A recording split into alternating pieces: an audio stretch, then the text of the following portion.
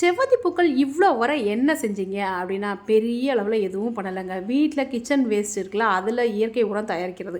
அந்த மண்புழு உரத்தை தான் இந்த செடிக்கு நான் கொடுத்தேன். மொட்டு வைக்கிற சமயங்கள்லே அந்த மொட்டு வைக்கிற மாதிரி இருக்கும் பொழுது நான் என்ன பண்ணிட்டேன்னா, அந்த உரத்தை நல்லாவே கொடுக்க ஆரம்பித்தேன்.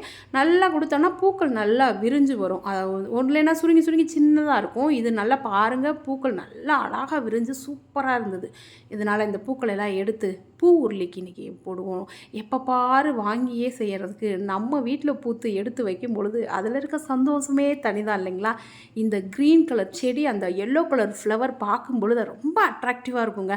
இந்த செவ்வந்தி வருஷத்துக்கு நமக்கு சீசனுக்கு தான் கிடைக்கிது அப்படின்னாலுமே, கிடைக்கும் பொழுது அதில் இருக்க சந்தோஷமே தனிதான். அதை எடுத்து யூஸ் பண்ணும் பொழுது இதோட நான் இன்றைக்கி நந்தியாவட்டை பூ 2, அதே மாதிரி செவ்வரளி கொஞ்சம் கிடச்சிது. இது ஒரு லண்டானா பூ மாதிரியே இருக்கும், எனக்கு டக்குன்னு ஞாபகம் இல்லைங்க. அது எல்லாமே எடுத்துட்டேங்க.